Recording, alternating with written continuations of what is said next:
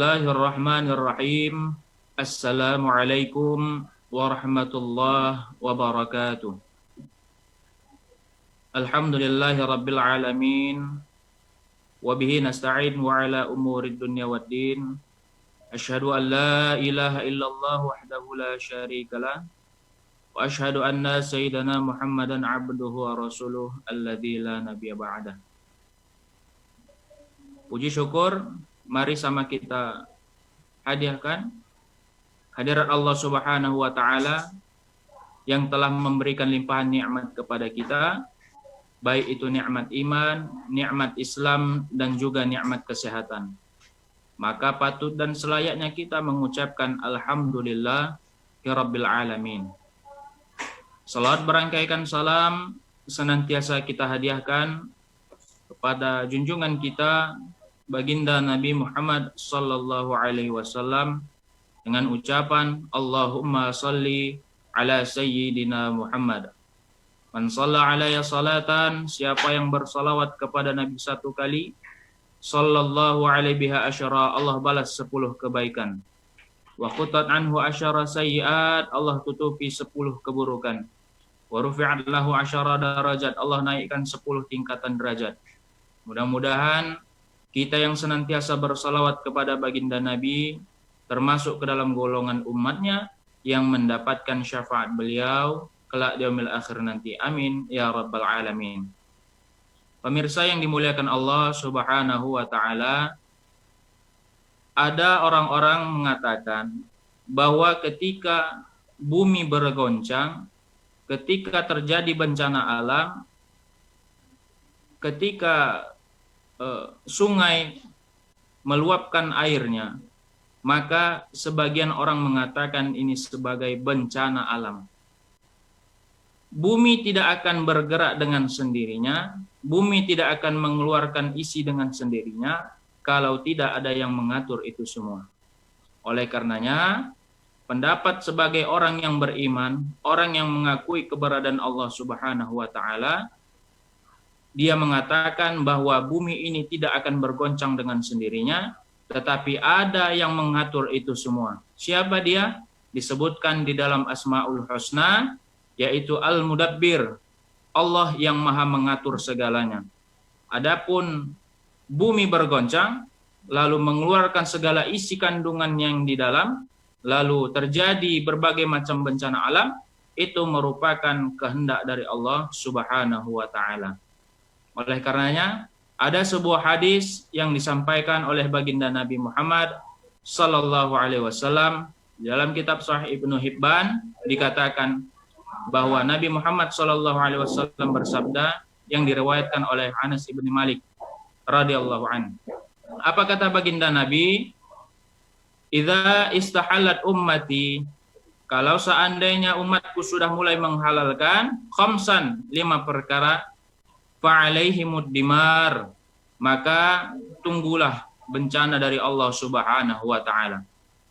Oleh karenanya, inilah yang hari ini kita kaji sebagai kajian duha pembuka kita, bahwa Nabi Muhammad SAW bersabda, apabila umatku sudah mulai melakukan perbuatan yang 5 ini, fa'alaihimud dimar, maka Allah akan turunkan bencananya.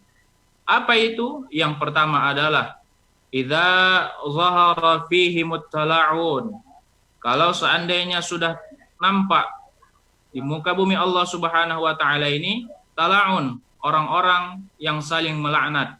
Apa yang maksud dengan melaknat? Ba'idum minar rahmah.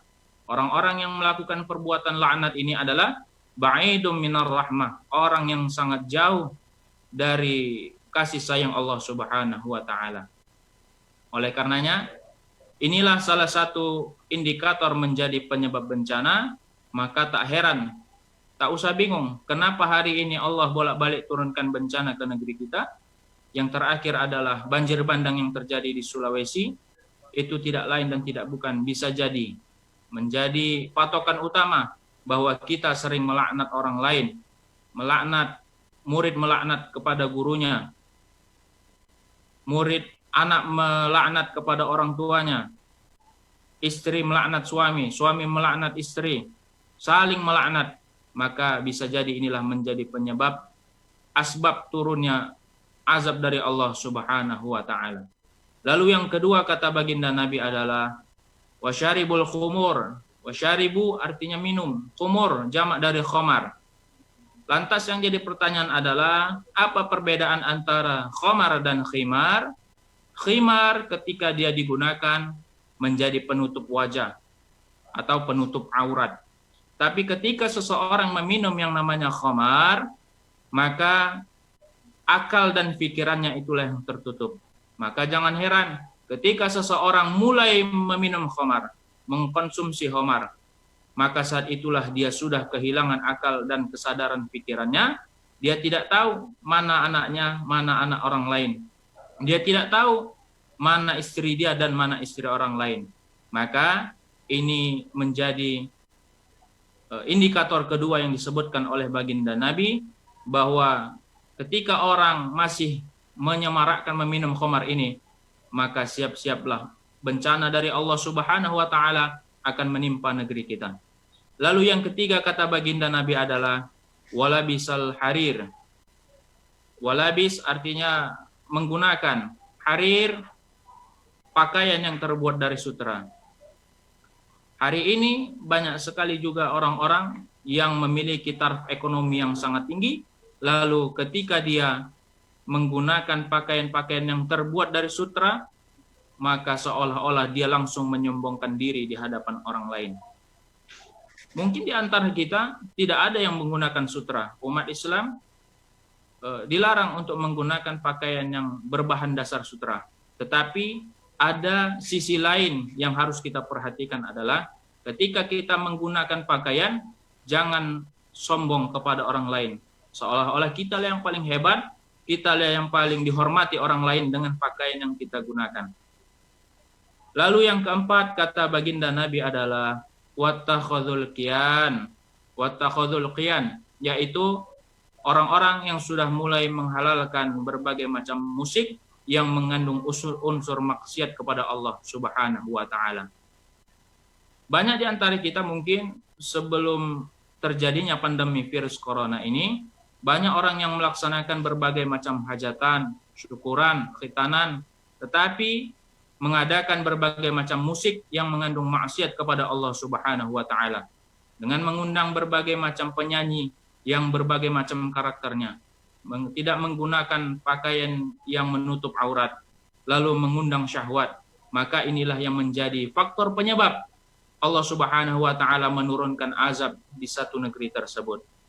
Oleh karenanya, ini menjadi indikator yang keempat yang disebutkan oleh baginda Nabi Muhammad sallallahu alaihi wasallam. Lalu yang kelima kata baginda Nabi adalah waqtafar rajul birrajul wan nisa bin nisa. Cukuplah seseorang laki-laki itu dengan laki-laki dan perempuan dengan perempuan lainnya. Yang dimaksud di dalam hadis ini adalah bagaimana ada perbuatan maksiat kepada Allah Subhanahu wa taala antara laki-laki dengan laki-laki yang menyukai sesama jenis, perempuan dengan perempuan lainnya menyukai sesama jenis. Oleh karenanya, inilah menjadi faktor kelima yang disebutkan oleh baginda Nabi, mengapa Allah Subhanahu wa taala menurunkan bencana di negeri ini. Bisa jadi ada salah satu penyebab faktor tersebut, yaitu terjadinya penyimpangan orientasi seksual yang dilakukan oleh laki-laki dengan laki-laki lain, perempuan dengan perempuan lain. Maka inilah menjadi pelajaran bagi kita bersama, khusus para asatiz dan asatizah, para da'i dan ulama, untuk mengajak orang-orang yang belum kembali ke jalan Allah Subhanahu wa taala. Ud'u ila sabil rabbik, ajak orang-orang yang belum baik ini ke jalan Tuhanmu. Bil hikmah, dengan kata-kata yang baik, dengan kata-kata yang santun. Wal mau'izatil hasanah, dengan perangai yang baik, suri tauladan yang dapat dicontoh oleh orang lain, keagungan, kemuliaan. Wajadilhum billati hiya ahsan. Kalau seandainya mereka ingin berdebat dengan kita, billati hiya ahsan, maka lakukan perdebatan itu dengan cara yang baik-baik. Siapa yang tidak pernah melakukan dosa di muka bumi ini? Bahkan Nabi Adam sekalipun pernah melakukan perbuatan dosa kepada Allah Subhanahu wa taala.